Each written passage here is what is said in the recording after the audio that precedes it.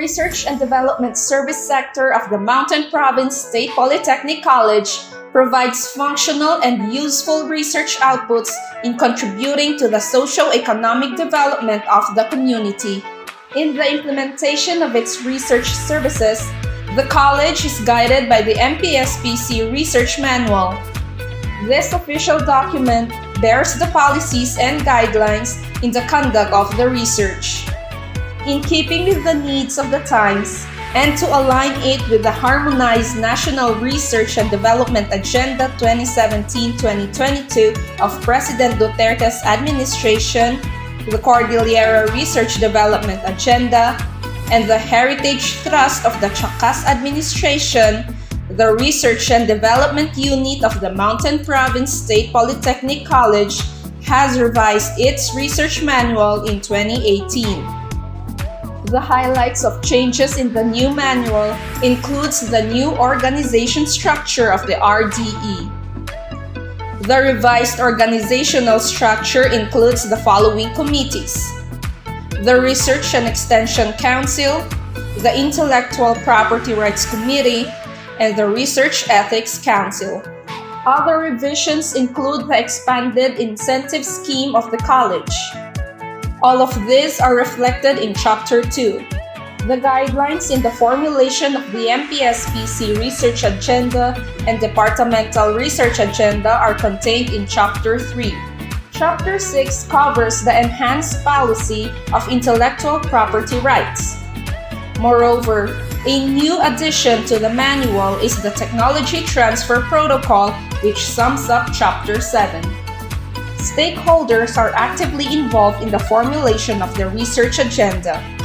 Student representatives from the concerned departments, alumni representatives, faculty and administrators are participants to the research agenda formulation workshops.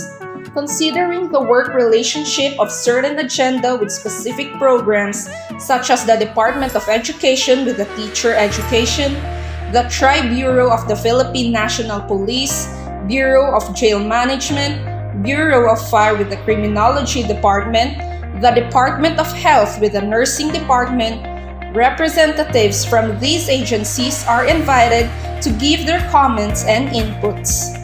Involving the stakeholders in research agenda development keeps the research program vibrant, and in the long run, gives a sense of collective ownership of the research program with the active involvement of the different stakeholders.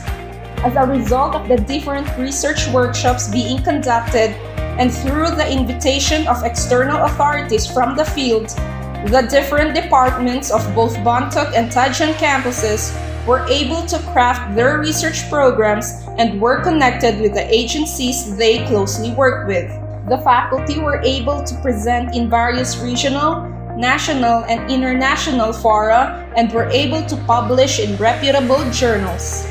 The active involvement of the stakeholders, especially the agencies connected with the internship programs of the student in research agenda planning, increases the stakeholders' awareness of the RD program, assures greater research program acceptability, and facilitates ease of local resource mobilization when needed.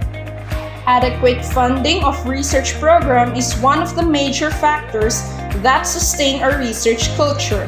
To ensure that research, as part of the mandate of the state universities and college, shall be given sufficient budget allocation, the national government appropriates research funds from two budget items, Fund 101 and Fund 164. These budget allocations shall be used solely for the conduct of research and operations of the RDU. Other sources of funds which the research unit draws from are the externally funded research studies.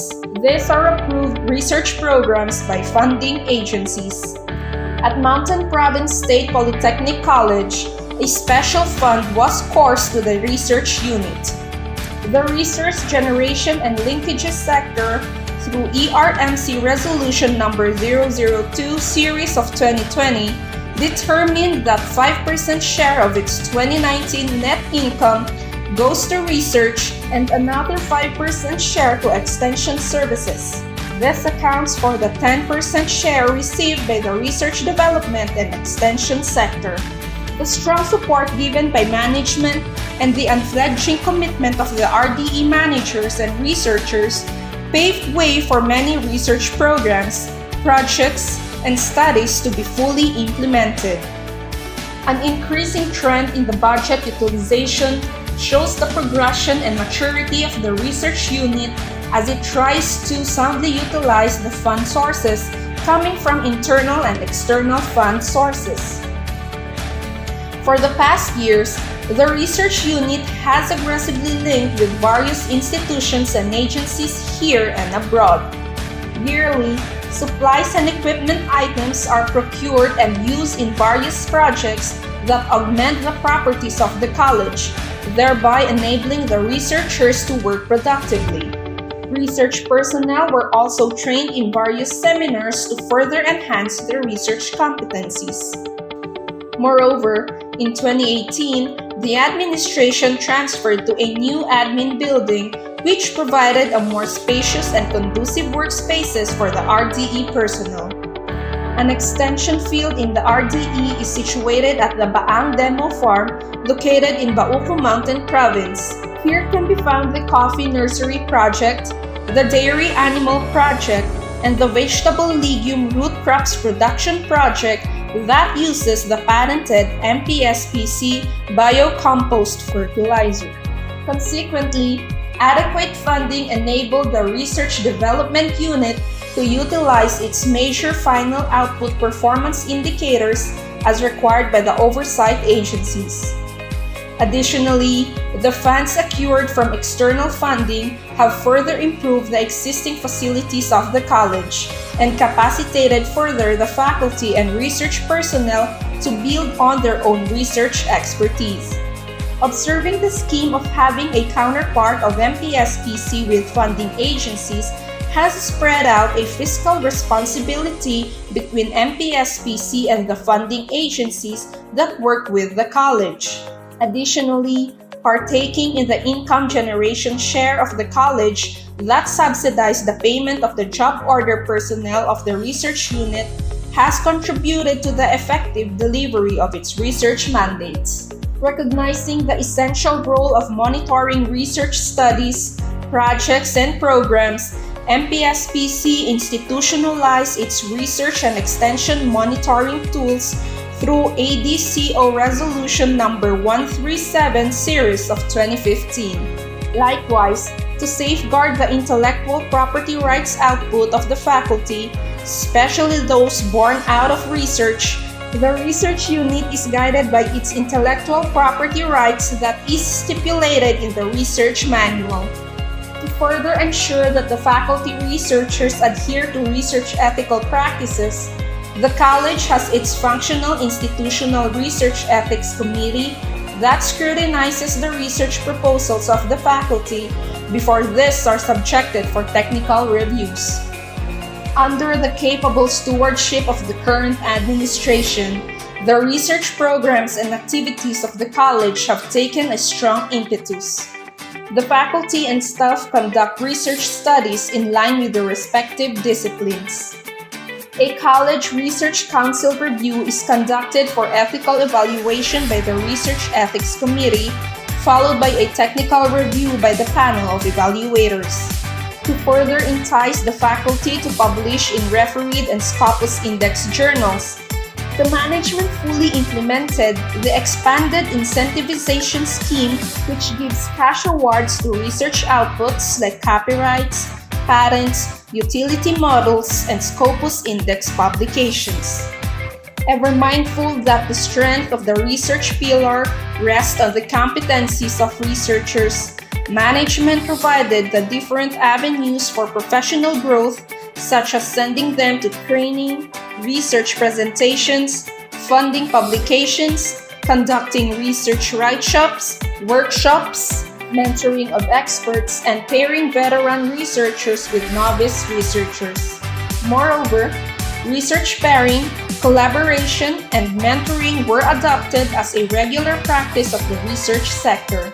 Along with these opportunities provided to the researchers, The RDE encouraged the faculty to transpose their research outputs into policy briefs, which were used by LGUs, the institution, and target beneficiaries.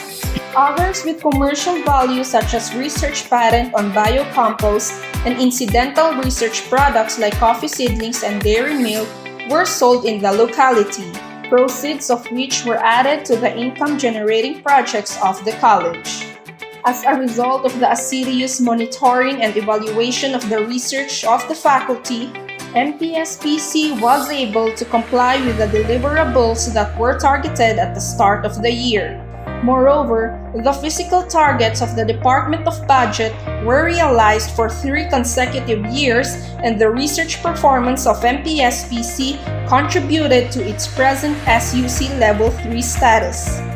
A dynamic collaboration with the community and the provincial government affirms the role of MPSPC as a local research institute, and the policies generated from the faculty researchers were adopted by concerned local government units. Going by the dictum publish or perish, the RDU has clear-cut guidelines on research presentations, publications, and utilizations as supported by its research ethic guidelines, the IPR policy, and the technology transfer protocols. The MPSPC Research Development Framework illustrates the goal of providing a supportive research environment through continuous learning of faculty and staff, streamlined practices, and cross-cutting research initiatives. Management believes that exposure of the faculty through research presentations, either done in campus or off-site, can give them a greater self-confidence and develop from these collegial and scholarly gatherings. Thus, through the conduct of agency in-house review, attendance to research forum, and publication in the MPSPC Research Journal and other reputable journals, the research findings are disseminated and circulated to the academic community and even to target end users.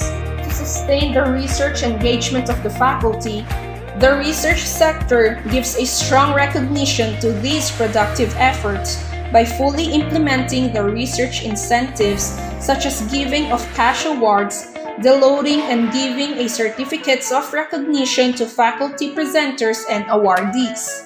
Research productivity of the college is manifested in the growing number of faculty whose papers were published in reputable journals, the increasing citations, the impressive number of copyrights, and the research outputs that were used either for instruction, extension, or production. MPSPC hosted international events such as the Indigenous Studies presentation and the student research engagement with Barbanas, Indonesia. These events mirror the global path of the research directions of the college. As MPSPC is poised to take the greater challenges of the 21st century, it seeks to be a trailblazer of scientific-based local solutions to the community it serves, being true to its vision of ushering in cultural development and inclusive growth.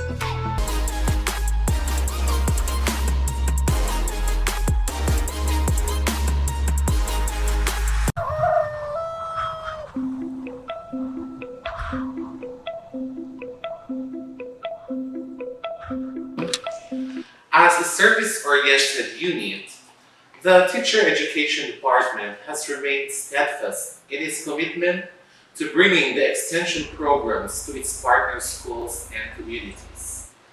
Guided by a collaborative extension framework, the Teacher Education Department joins other departments in the college in delivering its services and expertise to the municipality of Sadanga, which was chosen for the Teacher Education Extension Framework based on important criteria. First, it is a 5th-class municipality. And second, the community demonstrated its willingness and expressed its commitment to become the institution's partners for progress.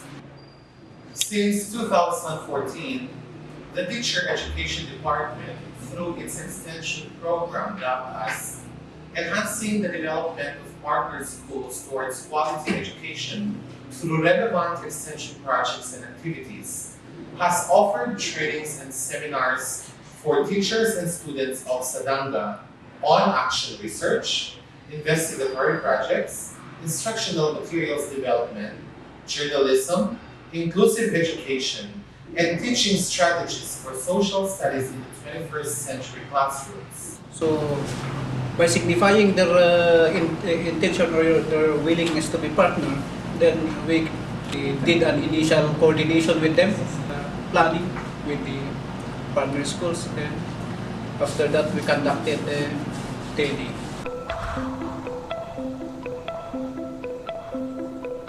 We were all invited at MPSPC.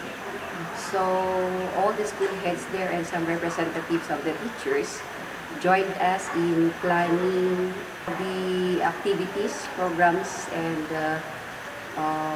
projects that came out from each school to be implemented in partnership with MPSPC.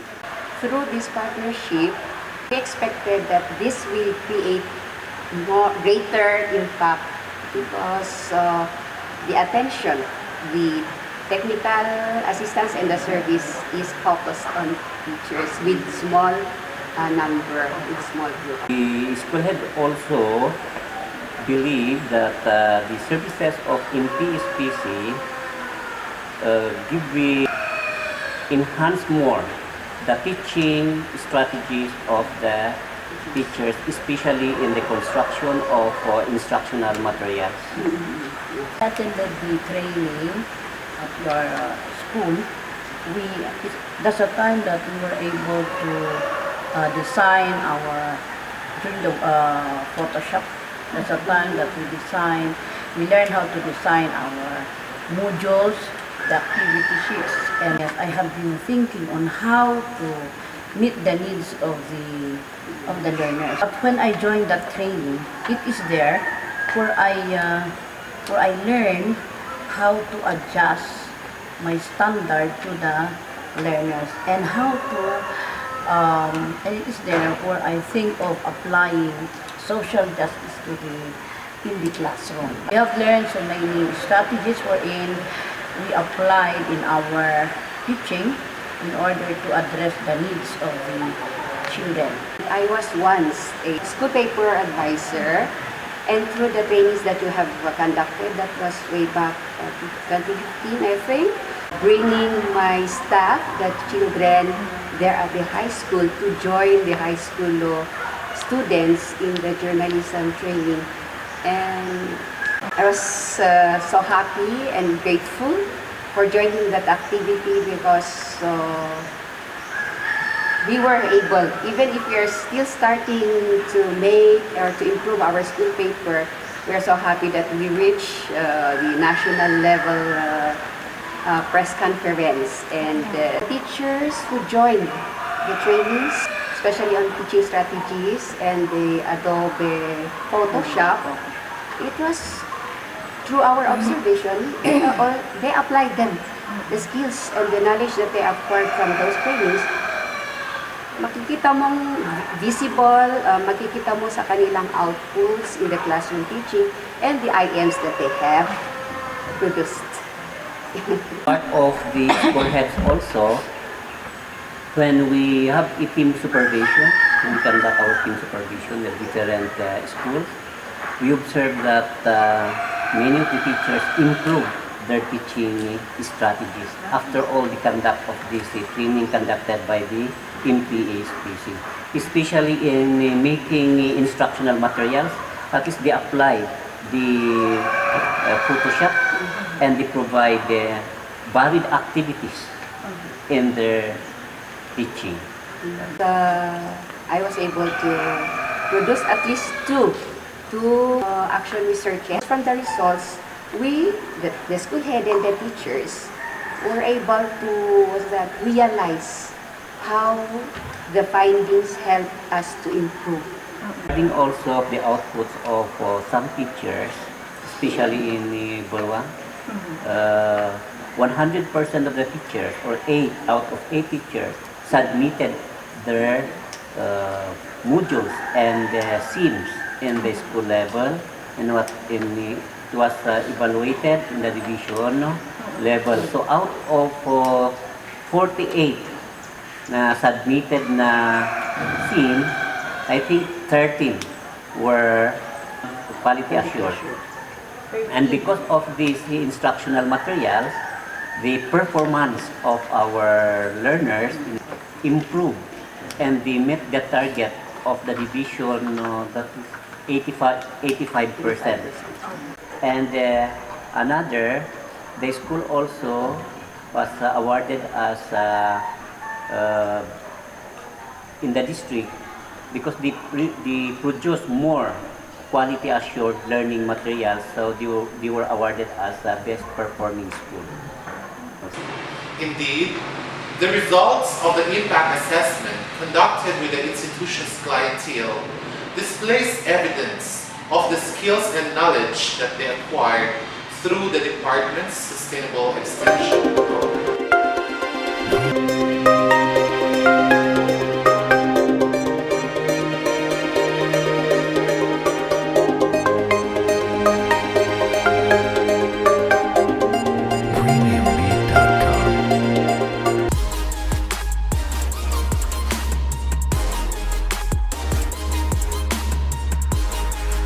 Area 8 has 9 parameters, which present and describe the physical plant and facilities of the college. All of the parameters focus on the campus's system inputs and processes, implementation, and outcomes. At this aspect, the campus has a site development plan and it is implemented as planned and in accordance with the approved zoning ordinances. These site plans are strategically displayed inside the campus, indicating the location of the different buildings, driveways, parking areas, among others. The campus has accessible good roads and pathways that are well maintained, cleaned, and properly landscaped. There is also a system to ensure traffic safety inside and outside the campus. A waste management program is also implemented. Proper utilization, repair, and upkeep of the school facilities and equipment, and the cleanliness and orderliness of the campus are evident. Furthermore, the campus has an area for outdoor activities like social, physical, athletic, cultural, and military training, to name a few. These are the college quadrangle, the IUB ground, the college auditorium, and the IUB gymnasium. To ensure the safety of the academic community, there are sufficient security guards to maintain peace and order. The college's security program is in partnership with an agency called Baguio's Finest Security Agency. The maintenance unit also inspects school facilities and equipment regularly for its proper utilization and upkeep. With the strong support of the administration and stakeholders, the campus environment is conducive to all educational activities, can accommodate its present school population and future expansion, and it is safe and well-maintained, well-planned, clean, and properly landscaped. Meanwhile, Parameter B focuses on the presentation and description of the campus buildings. The college buildings meet all the requirements of the building code. A certificate of occupancy for each of the buildings is conspicuously displayed. The buildings are constructed according to their uses and are appropriately located to provide for future expansion. Entry and exit points are properly installed with minimum interference to school activities. The buildings have emergency exits and equipped with emergency or fire exits and are readily accessible. In relation, there is a central fire alarm system and readily accessible and functional fire extinguishers and other firefighting equipment. Corridors, doorways, and alleys are well constructed for better mobility and are well ventilated and lighted. On the other hand, the building also provides facilities for persons with disability. There are bulletin boards, display boards, waste disposal containers, and other amenities installed and strategically located inside the buildings. Faculty rooms and offices are enough and buildings are ensured. With the joint efforts of all units, the buildings are clean, well-maintained, and free from vandalistic acts. The toilets are clean and well-maintained. Electrical lines are safely installed and periodically checked. Water facilities are functional and well-distributed in all buildings. Drinking water periodically undergoes testing and facilities are subjected to pest control and inspection. Furthermore, floor plans indicating fire exits and location of firefighting equipment, standpipes, and other water sources are conspicuously displayed in each building. Smoking is also strictly prohibited inside the campus. Periodic drill on disaster and risk reduction is also conducted. Because of the unwavering efforts of everyone, the building and other facilities are safe, well-maintained, and functional. Parameter C is concerned about the classrooms. The classroom size meets standard specification for instruction. Classrooms are well lighted, ventilated, and acoustically conditioned adequately. These are also provided with enough chairs, furnitures, and supplies, and have permanent chalkboards or whiteboards. The classrooms are marked and arranged and free from interference. They are well maintained and cleanliness and orderliness are evident that make them a space conducive for learning. Parameter D looks into the offices in the college. The administrative and academic offices are also accessible to stakeholders and are conveniently located in accordance to their function. There are enough offices and workspaces for all officials, faculty members, and the administrative staff. In addition, all offices are clean, well lighted, and ventilated. Function rooms and lounge areas are available and accessible with storerooms that are strategically located. In relation, all offices are furnished with necessary equipment, furniture, supplies, and materials. Enough and clean toilets are properly installed for college personnel and students. There is also an internal and external communication system that facilitates communication between and among offices within the campus. All offices and staff rooms are adequate and are conducive for working. Assembly, athletic, and sports facilities are described and illustrated in parameter E.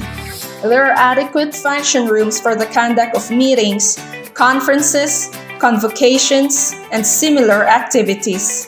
Facilities for athletics, cultural activities, military trainings, and other related educational activities are accessible. In relation, all athletic sports and other curricular training equipment have storage facilities. The seating capacity of these spaces conforms to standard, and there are adequate marked entry points and exit points. Indoor activities are constructed with appropriate flooring and are provided with proper lighting and ventilation, safety measures, toilets, functional drinking facilities, and adequate chairs. Outdoor facilities are constructed and are free from hazard.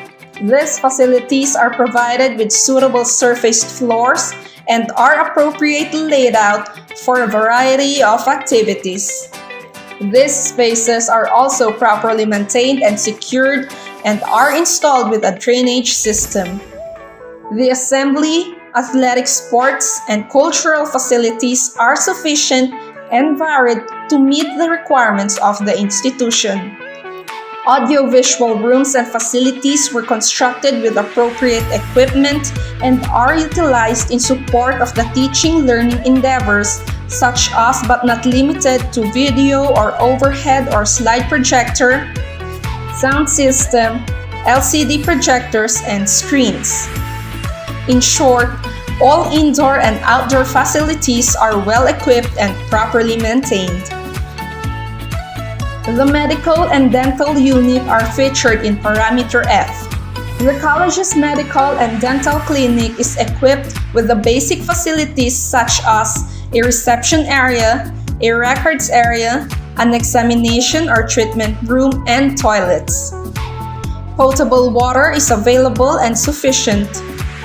Medical and dental equipment are provided. There is enough medical and dental supplies and materials. Storage facilities like a refrigerator and steel cabinets, among others, are available. In other words, the institution's medical and dental clinic is fully functional. Furthermore, adequate medical equipment and medicines like emergency medicines, ambo bag, oxygen tank, intravenous fluid, sphygmomanometer, thermometer, diagnostic set, stethoscope, treatment car, and nebulizer are available. Meanwhile, dental equipment and apparatuses like the dental chair, autoclave, medical supplies, filing instruments, and basic instruments, forceps, mouth mirror, cotton flyers, explorer, and others are available. The medical and dental clinic has also ample space, adequate lighting, and ventilation. The medical and dental clinics are managed by qualified medical and dental officers. The clinic is properly labeled and medical and dental services are regularly monitored and evaluated. The institution also has a canteen or cafeteria that is well lighted, ventilated, screened, and provided with potable water supply. It is also provided with adequate cooking and preparatory equipment, serving stools and utensils, and dining tables and chairs. For its operation, the institution's canteen or cafeteria is managed by qualified and competent staff who undergo regular personal medical examinations. In relation, the institution also secured sanitary permits for the operation of the canteen, while cleanliness and orderliness are strictly enforced. The food being served in the canteen is varied, nutritious, safe, and sold in an affordable price. Food services are prompt and well patronized. The school canteen generates income for the institution. The college has also an accreditation center. This office is accessible and is conveniently located in the administration building. It is provided with adequate equipment and fixtures like working tables and chairs, cabinets for display and filing, good ventilation and lighting, computer units. One of the good practices of the college is the maintenance of the accreditation center with provision of the required resources, furniture, and documents. Required documents or information and exhibits are updated, systematically packaged, and are readily available. The accreditation center is also well equipped and managed by qualified and committed personnel. Overall, the physical plant and facilities of the college are well maintained and regularly monitored to ensure that their roles and functions foster the provision of the quality education for MPSPC students.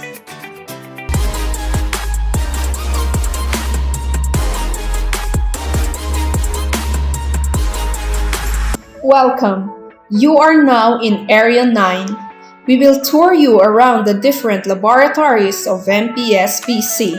First, we visit Room 207, the college's chemistry laboratory located at the second floor of the old academic building. The chemistry laboratory room has two doors that open outward for easy access in case of emergency. Our chemistry laboratory room is fully equipped with wide working stations, stools, appropriate lighting, and ventilation. It is also installed with a LED TV, fire extinguisher, medicine kit, and safety signages. The furniture and equipment arrangements allow free flow of movement and enable students to work comfortably without interference. Safety and precautionary measures are also well implemented to avoid unfortunate incidents or accidents in the laboratory. Properly labeled apparatuses, equipment, and glassware are found at the stockroom. During laboratory classes, students are required to wear their protective gear when they conduct chemistry experiments with the laboratory's equipment and apparatuses. Next, we will visit room 206, our biology laboratory room just next door. The biology laboratory room also has two doors opening outward for easy entry and exit. Inside the biology laboratory, we have multiple tables and stools, as well as installed LED TV, fire extinguisher, medicine kit, and safety signages just like the previous room. Apart from being well ventilated, it also has good lighting that conform to standard requirements. Properly labeled apparatuses, equipment, and glassware can also be accessed from the stockroom. Microscopes, human skeletons, and body parts, as well as various models and other diagrams, are displayed at the biology laboratory room. Students who conduct their biology experiments here are also required to wear their laboratory gowns and personal protective equipment. Moving on, let us go up one floor to room 306, where the physics laboratory room is situated. We are now on the third floor of the same old academic building. These are the outward entrance and exit doors of the physics laboratory. Inside there are many laboratory tables equipped with charging areas. The wide spaces in between the tables allow students to collaborate and move freely around the room. The physics laboratory room has a LED TV, fire extinguisher, medicine kit, and safety signages. Various physics apparatuses and equipment are properly labeled and found inside the cabinets. The physics laboratory room has a complete computer set for students' use in analyzing their experiments. Photos show students determining the heat of fusion of ice using calorimeter, digital balance, thermometer, and steering rod. In the physics laboratory, students excitedly work on their electricity and magnetism experiments using multiple testers and other measuring devices. Our next stop on the third floor is the Educational Technology Laboratory room. Inside the Educational Technology Laboratory room, multiple sets of computer units which have complete computer accessories are in place. Rules and laboratory policies are also well implemented. The EdTech Laboratory room has a baggage counter, instructional materials, a printer, a LED TV screen, an air conditioner, and a whiteboard. Students can view the audiovisual and instructional materials and make use of the licensed software installed in the computer to enhance learning and instruction. Our last stop on the third floor are the computer laboratory rooms. You are now looking at the computer laboratory rooms. Students and instructors who use the laboratory room can move and settle in their seats easily with the spacious arrangements of the furniture and computers.